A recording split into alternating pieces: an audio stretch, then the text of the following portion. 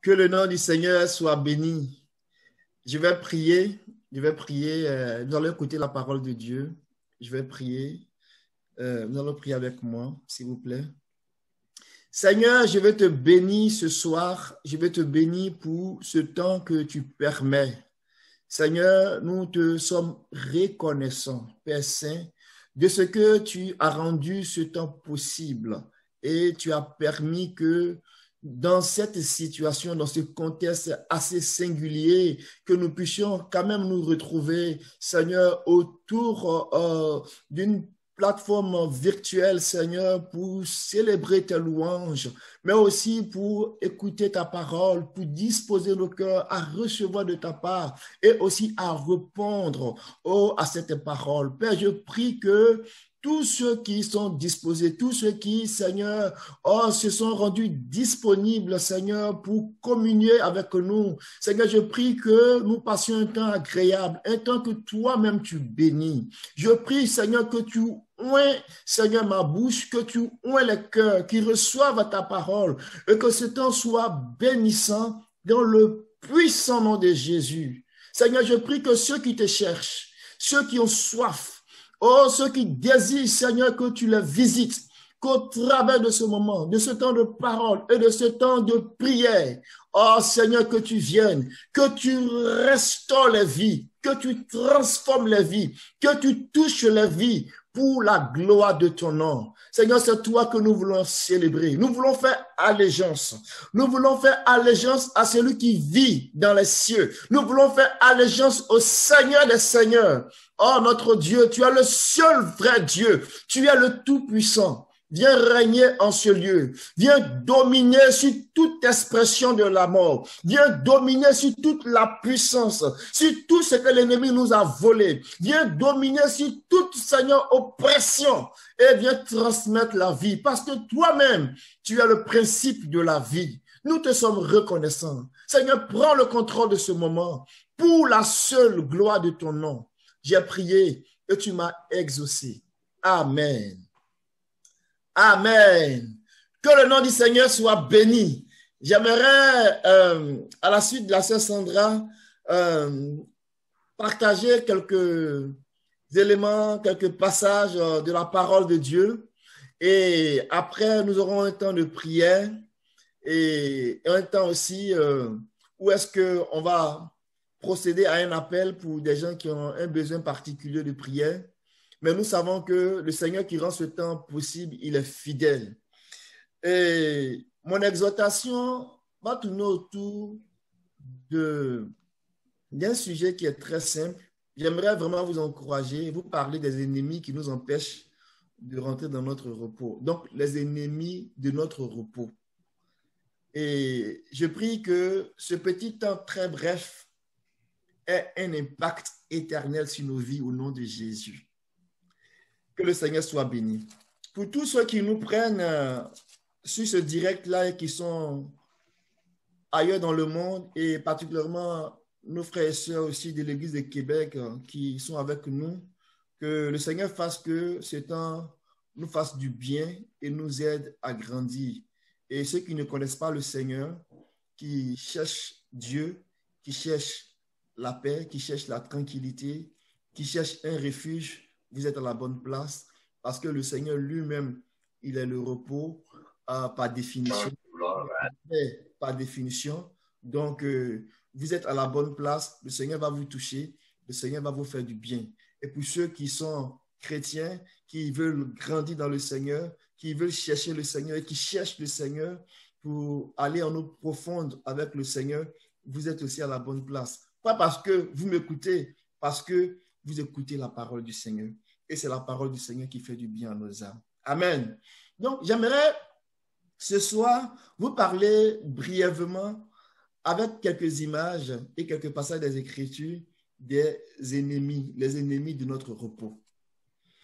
Si on parle de repos, c'est que quelque part, il y a un besoin d'avoir du repos. Il y a vraiment un besoin d'avoir du repos. Et l'homme a besoin de repos parce que Dieu lui-même, quand il a fait la création, au bout de 6 jours, les Écritures déclarent que Dieu s'est reposé le 7e jour. Donc, l'homme a besoin aussi de repos. Pour rentrer dans le repos de Dieu, l'homme a besoin de se reposer. Mais le repos pour l'homme, il est encore plus important depuis que l'homme a péché. Parce que depuis la chute, l'homme a commencé à vivre de façon, on va dire, très chaotique, à vivre des difficultés sous le poids et sous l'oppression de l'ennemi, sous l'oppression de Satan. Et l'homme a encore besoin beaucoup plus de repos. Mais Dieu a un plan pour cela. Et quand on regarde les Écritures, dans le livre de la Genèse, on peut commencer à voir, à partir de la Genèse chapitre 2, comment Dieu, dans son amour, a commencé à préparer l'homme. Lorsqu'il a créé l'homme à son image et à sa ressemblance, la Bible dit qu'il a mis l'homme dans un beau jardin. Et dans ce jardin-là, il a fait quelque chose de spécial. On va le lire dans Genèse. On n'a pas beaucoup d'occasion ou bien de temps pour rentrer dans les détails. Je vais aller à l'essentiel et je vais paraphraser certains versets quand ça sera le cas. Et je vais aussi m'efforcer de vous les donner pour que vous puissiez les noter et les regarder par la suite. Amen. Dans le livre de Genèse chapitre 2, on voit ici un peu le contexte dans lequel Dieu il a créé l'homme. Il a créé l'homme et il a fait quelque chose de particulier pour l'homme pour montrer à quel point Dieu aime l'homme. Si vous regardez bien dans le chapitre 1, à toutes les fois que Dieu a posé une action qui est liée à la création, la Bible dit que c'était bon. Mais lorsque Dieu a fini de créer l'homme, il a trouvé que c'était très bon. Il a créé l'homme à son image et à sa ressemblance. Donc, l'homme est au cœur de la création du Seigneur. Et pour cela, il a fait un beau jardin. Il a fait un beau jardin et dans ce jardin-là, il a fait couler un fleuve pour montrer ici l'intention, la bonne intention que Dieu a quand il créait l'homme et quand il le mettait dans le jardin. Donc, Genèse chapitre 2, le verset 10 au verset 14. Un fleuve sortait d'Éden pour arroser le jardin, et de là, il se divisait en 4 bras. Le nom du premier est Pishon, c'est celui qui entoure tout le pays de Havila où se trouve l'or. L'or de ce pays est pur. On y trouve aussi du bélium et de la pierre d'Onis. Le nom du second fleuve est Gihon, c'est celui qui entoure tout le pays de Cush.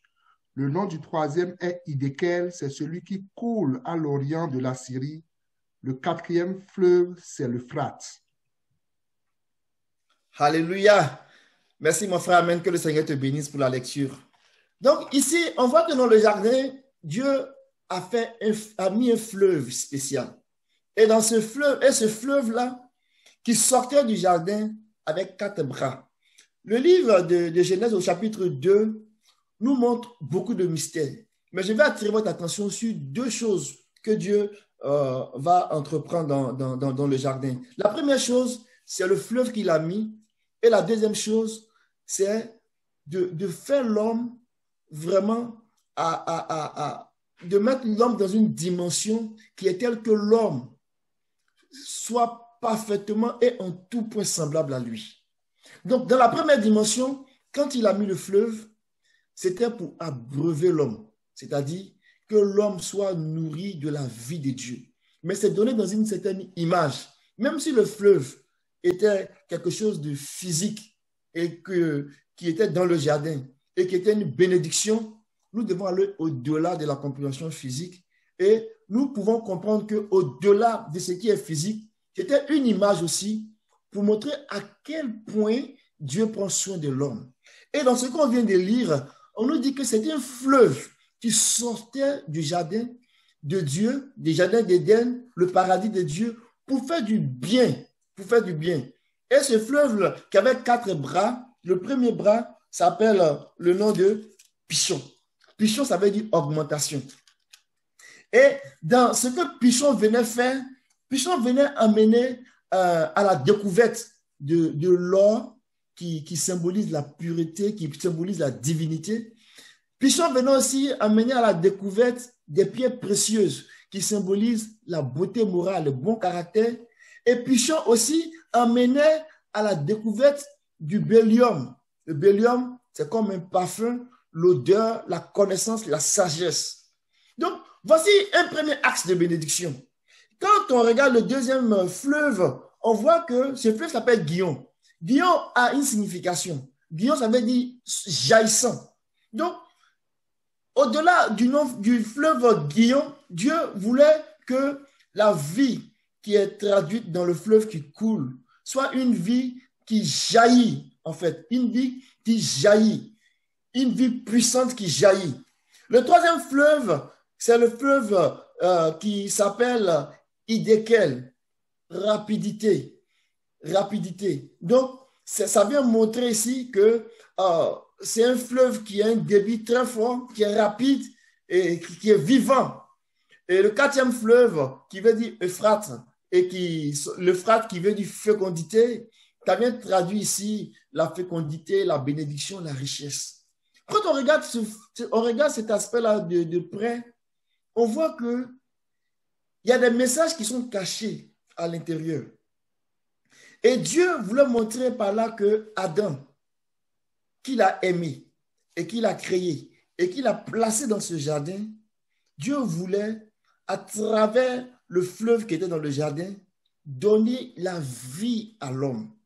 Donc, le fleuve qui coulait à partir de 4 bras était une expression de plusieurs expressions, pour ne pas dire de 4 principales expressions. Donc, l'expression principale qui est le fleuve qui sort du jardin, avec 4 expressions qui définissaient 4 axes dans lesquels Dieu venait produire la vie dans le cœur de l'homme. Donc, le jardin, ce n'est pas simplement un jardin physique, c'est aussi le cœur de l'homme. Et Dieu voulait produire la vie à travers cela. Donc, l'image que nous avons dans la Genèse, c'est la même image, mais dans une version améliorée que nous retrouvons dans le livre de Apocalypse. Comment? Et après, on fera le lien pour voir en quoi est-ce que c'est lié aux ennemis du repos. Donc, dans Apocalypse chapitre 22, quand on lit à partir du verset 1, on va le lire au verset 4. S'il te plaît, mon frère, Amen, tu peux faire la lecture. Et il me montra un fleuve d'eau de la vie, limpide comme du cristal, qui sortait du trône de Dieu et de l'agneau. Amen. Au milieu de la place de la ville et sur les 2 bords du fleuve, il y avait un arbre de vie produisant 12 fois des fruits, rendant son fruit chaque mois et dont les feuilles servaient à la guérison des nations. Il n'y aura plus d'anathème. Le trône de Dieu et de l'agneau sera dans la ville. Ses serviteurs le serviront et verront sa face et son nom sera sur leur front. Amen. Amen.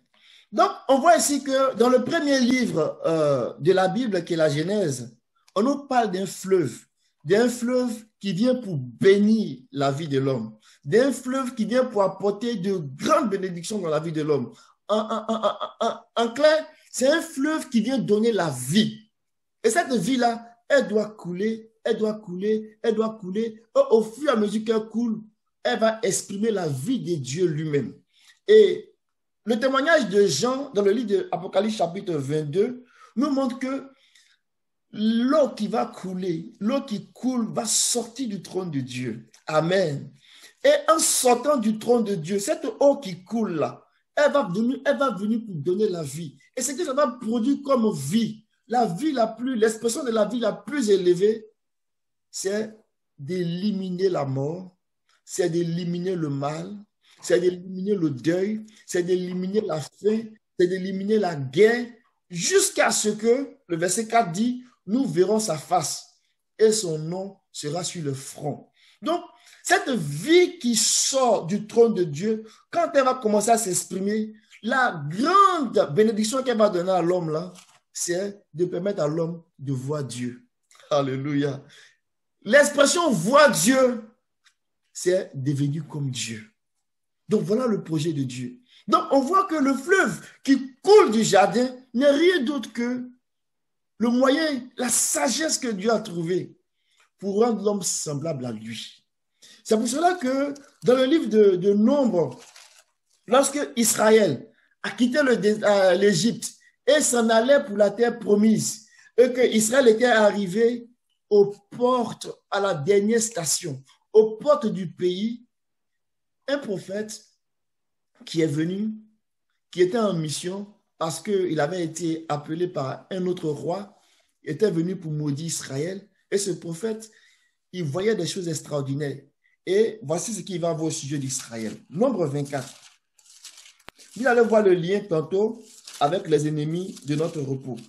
Notre repos, là, c'est de rentrer dans la vie de Dieu, c'est de devenir comme Dieu et c'est de vivre avec Dieu pour toujours. Ça, c'est le repos que Dieu nous donne.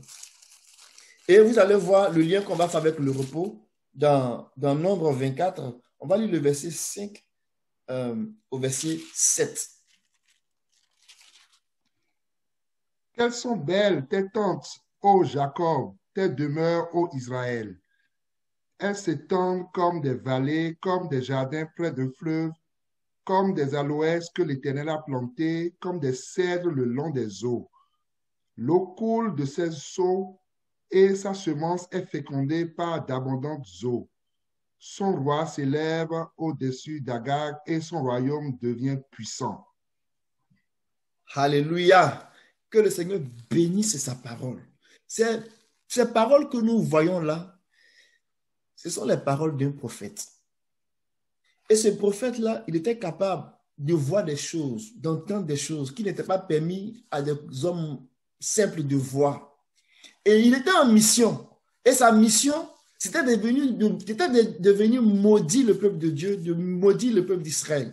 Or, la Bible déclare que quand Dieu a fait la promesse à Abraham, il dit, je te bénirai, je rendrai ton nom grand. Quiconque te maudira sera maudit. Personne ne peut te maudire. Parce que toi-même, là, je t'ai choisi, tu as une bénédiction, et par toi, les nations seront bénies. Donc, personne ne peut te maudire. Donc, Israël avait la faveur, Israël avait la bénédiction de Dieu. Mais lui, il venait pour maudire Israël. Et quand il arrivait, il y a eu plusieurs tentatives, et voici une parole qu'il reçoit. Et voici ce qu'il va voir au sujet d'Israël. Il dit que tes tentes sont belles. Tes tentes sont belles, ô Jacob. Tes demeures, ô Israël. Elles s'étendent comme des vallées, comme des jardins près d'un fleuve. Comme des jardins près d'un fleuve.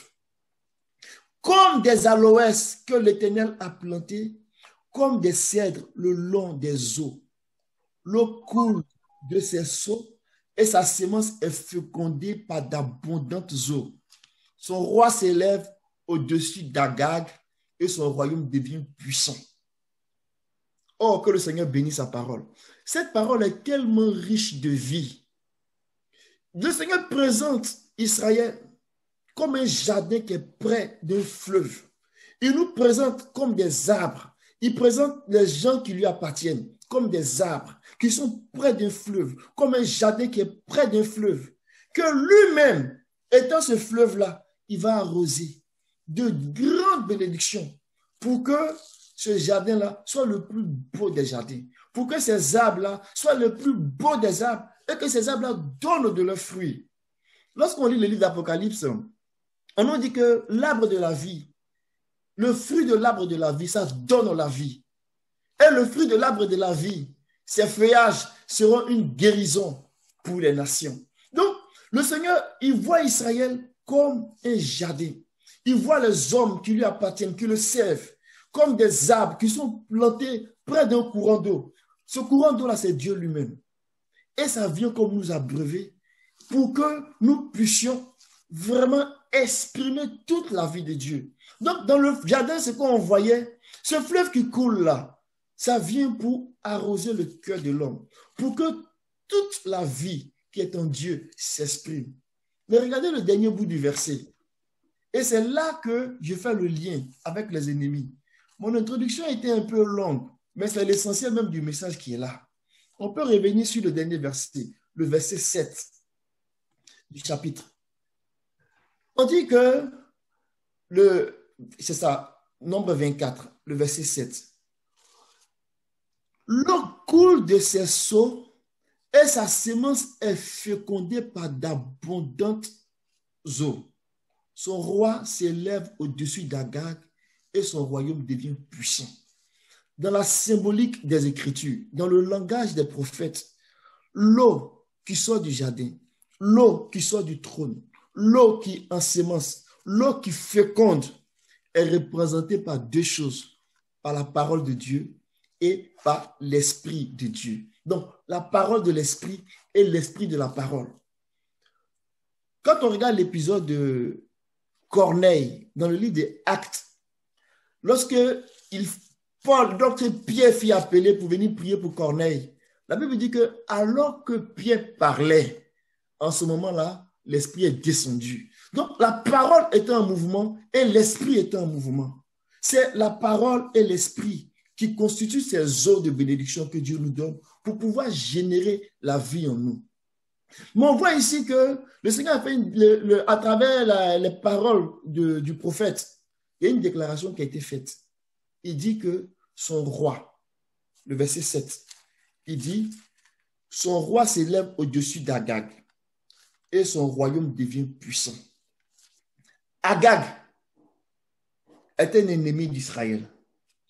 Agag, quand on lit dans le livre de 1 Samuel, on peut aller là-bas, vous allez le voir, chapitre 15.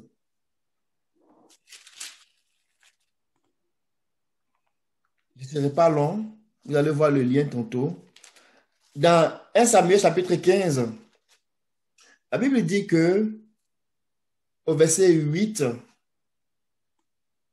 il prit vivant Agag, roi d'Amalek, il le dévoua par interdit, tout le peuple en le passant au fil de l'épée. Vous voyez, dans le livre de Nombres, Balaam, qui est un prophète, il voyait très loin. Il dit que le roi d'Israël, le roi du peuple d'Israël, il va s'élever au-dessus d'Agag. Et ici, plus tard, des années après, Agag, c'est le roi d'Amalek.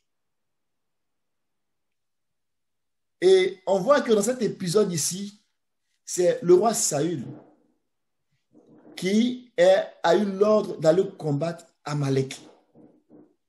Amalek est une nation, mais Amalek est le symbole des ennemis d'Israël. On n'a pas beaucoup de temps, mais on va lire quelques versets qui vont nous faire comprendre qu'il y a des gens, il y a des nations qui se sont vraiment opposées au repos d'Israël.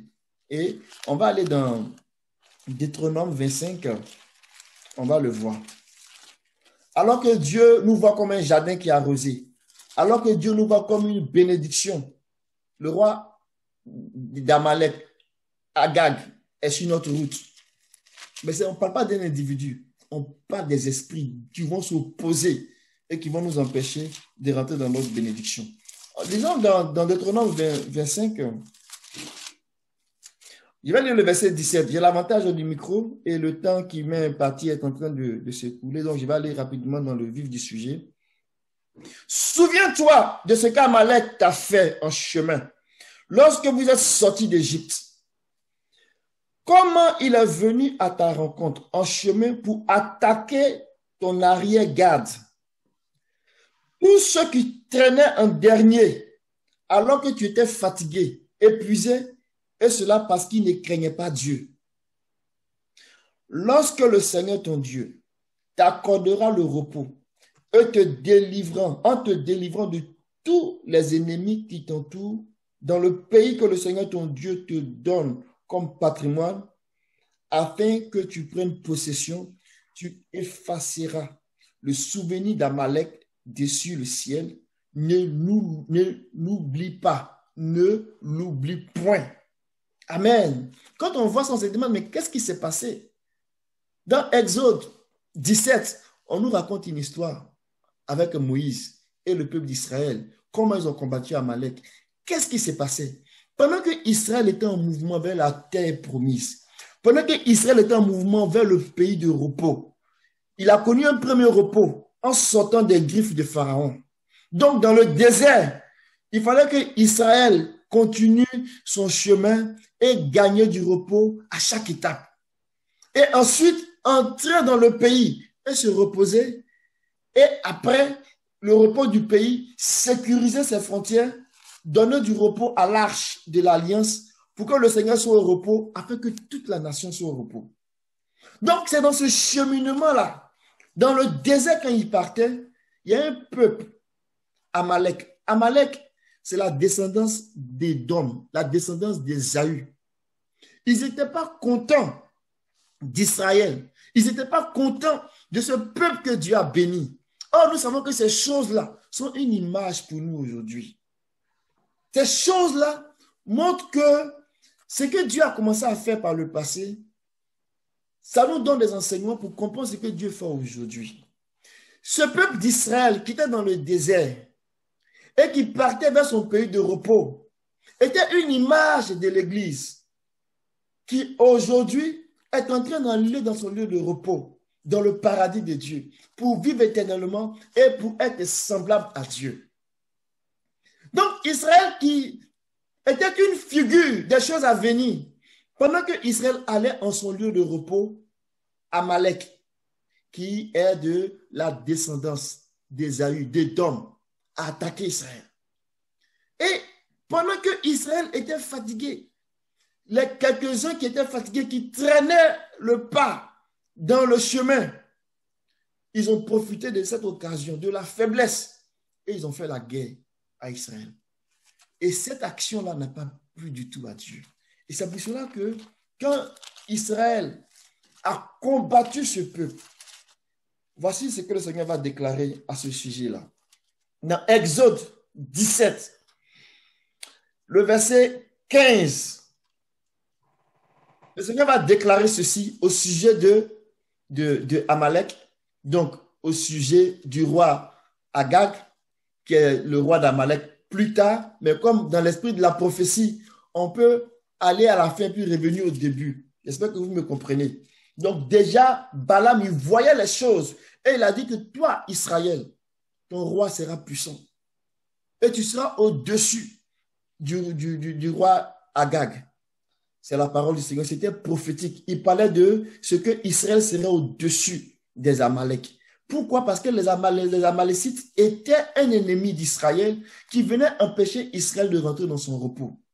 Et voici ce que le Seigneur va dire. Au verset 15, je vais lire le verset 16. Il dit que parce qu'une main s'est levée contre le trône du Seigneur, Israël, en tant que peuple, est le trône du Seigneur. Mais il était une image du trône du Seigneur. Aujourd'hui, c'est l'Église qui est le trône du Seigneur. Le temps où Israël était le trône du Seigneur, le temps où Israël était le peuple du Seigneur, c'est fini quand le Seigneur lui-même, il est rentré en action. Quand il est venu dans les jours de sa chair, il a mis fin à la période où Israël régnait, où l'espérance terrestre régnait, pour venir ouvrir la porte à une autre espérance, l'espérance céleste. Donc, quand le Seigneur, il vient, il présente Israël comme le trône de Dieu, c'est pour le montrer, il montre cette image par rapport à l'Ancien Testament. Mais par rapport au Nouveau Testament, c'est l'Église qui est la colonne et qui est l'appui de la vérité et qui est le trône de Dieu. Et il dit que, parce que Amalek a levé sa main contre le trône du Seigneur, il aura guerre de génération en génération.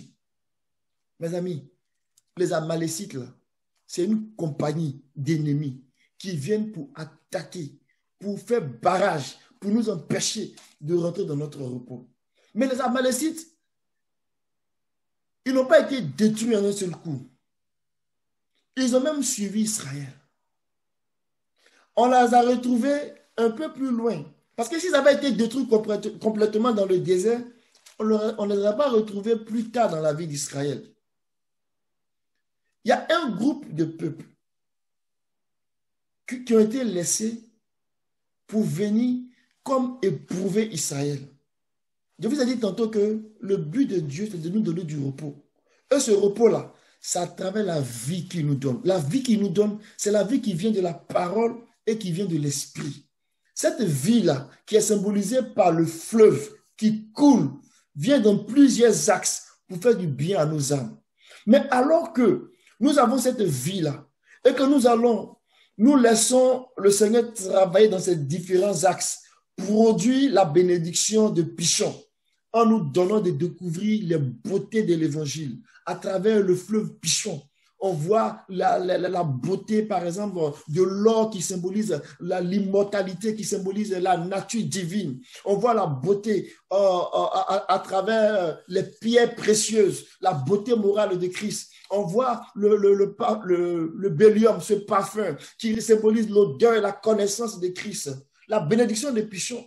On voit la bénédiction jaillissante de la puissance de Dieu qui vient être opérante en nous. On voit la bénédiction aussi de Idékel qui fait de nous des gens zélés, des gens vraiment attachés au Seigneur, des gens qui sont vraiment toujours disposés, qui ont le cœur vraiment toujours en train de faire ce que Dieu veut. Ils agissent sans délai, ils obéissent à Dieu sans délai. Des guerriers, des combattants, des gens tenaces pour le Seigneur.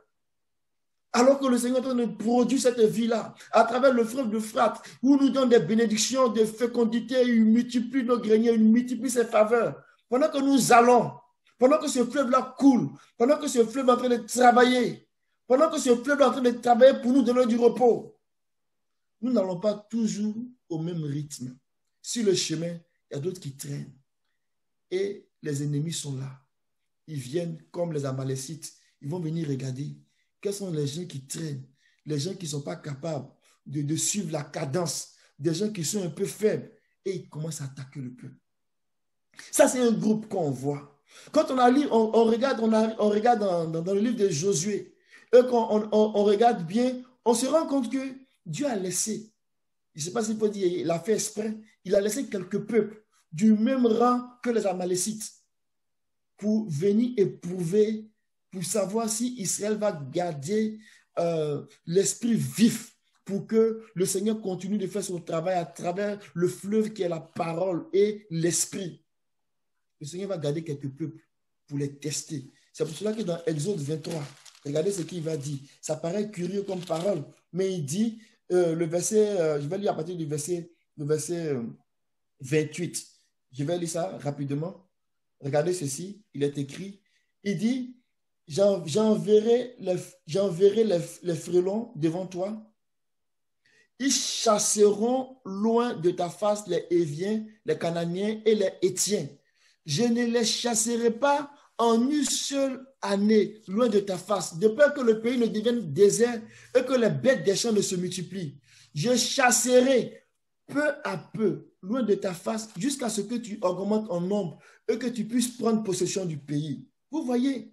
Donc, les ennemis n'ont pas été chassés un coup, mais ils ont été chassés progressivement pour que donner le temps à Israël de laisser le fleuve d'eau vive là, faire son action pour que Israël soit puissant et pouvoir faire face à ses ennemis. Et Josué, dans le livre de Juges, par exemple, après le livre de Josué, quand on regarde ça, vous allez voir, j'ai dit à partir du verset 1, chapitre 3, voici les nations que le Seigneur laissa en repos pour mettre à l'épreuve Israël, tous ceux qui n'avaient pas connu toutes les guerres de Canaan.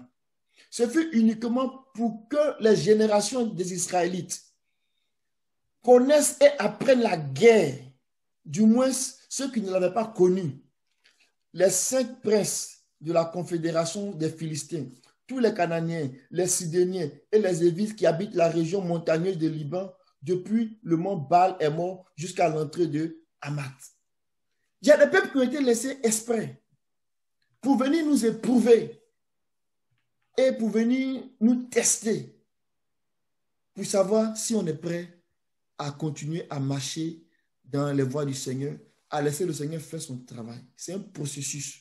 Le fleuve qui est en train de couler, cette eau de la parole et de l'esprit qui fait son œuvre, elle doit faire son œuvre jusqu'à ce que tous les 4 axes s'accomplissent en nous et que nous puissions rentrer dans la bénédiction finale que Jean nous présente dans l'Apocalypse, où est-ce que nous devenons ces personnes-là qui sont semblables à lui. Que le Seigneur bénisse sa parole. Ce que je voulais partager avec vous ce soir, c'était de vous dire que Dieu n'a pas changé de projet. Et son projet est tellement glorieux. Il donne plusieurs images pour nous faire prêcher ce projet-là. Cette pluie que Dieu donne, c'est une source de vie que Dieu fais naître en nous. Il a dit à cette femme samaritaine, au bord du puits de Jacob, il dit, je te donnerai à boire. Et cette eau-là va devenir une source d'eau vive en toi qui va couler et qui va jaillir jusque dans la vie éternelle. Donc, Dieu est dans la même logique. C'est le fleuve qui coulait dans le jardin. Et c'est le fleuve qui était annoncé à la femme samaritaine. Et c'est ce fleuve-là qu'on voit dans le livre d'Apocalypse. Et pendant que ce fleuve-là fait son travail, Balaam a vu. Il a dit effectivement, c'est comme un fleuve. C'est comme un jardin qui est arrosé. C'est comme un jardin qui est arrosé. Mais il y aura guerre entre le roi d'Israël et le roi des Amalek, le roi Agag. Mais c'était pour symboliser qu'il y aurait un combat entre la lumière et les ténèbres, entre la vérité et le mensonge, entre le faux et le vrai. Mais au travers de ça, Israël devait garder le dessus. En faisant quoi? En restant fidèle au Seigneur. Mais ces peuples qui sont restés là, Israël devait ne devait pas faire alliance avec eux. Les ennemis d'Israël, ce sont les peuples qui ont été gardés exprès sur leur chemin pour les tester, pour les éprouver. Malheureusement, Israël s'est mélangé avec ces peuples-là. Donc, les ennemis d'Israël qui vivaient de façon chinoise, ou même de façon, on va dire,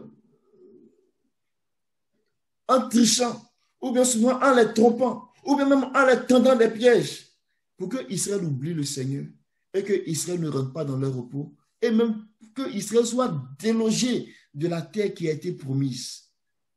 Que le Seigneur nous aide et que le Seigneur fasse en sorte que nous puissions comprendre que Dieu nous a aimés et il nous aime toujours. Mais le chemin qui conduit au repos, là, il y a des ennemis là-dessus. Et ces ennemis qui sont là-dessus, si on n'y prend pas garde, quand on s'allie à ces ennemis, quand on collabore avec eux, on tombe dans un piège. Et parmi ces peuples-là, qui ont été mis pour éprouver Israël, on voit par exemple qu'il y a le peuple des Sidoniens. On se rend compte que ce sont ces gens-là que Salomon a allé chercher, ces femmes, les filles de ces peuples-là, Salomon allait les chercher. Salomon s'est allié, Salomon s'est éloigné de Dieu. Et Salomon n'a pas pu rentrer dans le repos et n'a pas pu accorder le repos au peuple. Que le Seigneur nous fasse grâce. Et ma prière aujourd'hui, c'est que nous comprenons que le Seigneur est en train de faire un travail. Et que dans ce travail que le Seigneur est en train de faire là, la bénédiction repose sur son peuple. Et ce qu'il dit, il va le faire. Et ce qu'il annonce, il a le pouvoir de l'exécuter. Et pendant que le Seigneur est en train de faire ça, l'ennemi n'est pas content. L'ennemi va se mettre sur notre route pour nous empêcher de rentrer dans notre repos. Or, que le Seigneur nous aide. Que le Seigneur nous aide. Et ce soir, nous voulons prier. Nous voulons prier pour que ceux qui ne sont pas encore peut-être conscients de cette œuvre-là, que le Seigneur est un fleuve. Il est un fleuve qui est en train de nous arroser. Il est un fleuve qui est en train de nous bénir. Il est un fleuve qui est en train de nous façonner pour que nous puissions être semblables à lui, que nous puissions le réaliser. Et pour ceux qui le réalisent, que le Seigneur puisse ouvrir nos yeux pour nous rendre compte qu'il y a le roi Agag qui est sur notre route. Les Amalécites, ils sont là. Et avec d'autres peuples dérivés qui lui sont semblables, qui vont s'opposer et qui vont empêcher cette œuvre-là. Mais que le Seigneur ouvre nos yeux et que nous puissions rentrer là-dedans. Vous voyez que Amalécite, par exemple, il descend d'Ésaü, il descend d'Édom. Mais Ésaü lui-même là, son nom est une parole qui son nom est symbolique. C'est quelqu'un qui a méprisé les choses de Dieu. C'est quelqu'un qui a méprisé le droit d'aînesse. C'est quelqu'un qui a méprisé le travail que Dieu est en train de faire. Que Dieu nous éloigne de tous ces ennemis-là. Que le Seigneur nous éloigne de tous ces ennemis. Que nous ayons la compréhension très claire de son projet et que nous puissions être disposés à comprendre et à être ouverts à cette œuvre-là pour que le fleuve d'eau vive qui agit au travers de la parole et au travers de l'esprit produise son effet en nous. Plusieurs, à la veille d'une nouvelle année, ils s'attendent à recevoir des bénédictions du style année de la percée, année de ceci, année de cela, année de la dernière heure. Mes amis, ne vous laissez pas distraire. Le fleuve qui a commencé à couler dans le jardin continue de couler aujourd'hui. Le Dieu qui n'a pas changé, qui est le même hier, aujourd'hui et éternellement. Il nous promet encore de nous bénir. Et ce fleuve-là est disponible. C'est la parole et c'est l'esprit que le Seigneur libère. Et c'est une providence. C'est une pluie qui est disponible aujourd'hui. Il faut que nous entrions là-dedans. Mais alors que nous entrions là-dedans, que nous soyons vigilants. Et que les ennemis qui sont sur notre route pour nous attaquer, que le Seigneur les écarte au nom de Jésus. Que le Seigneur bénisse sa parole. Amen.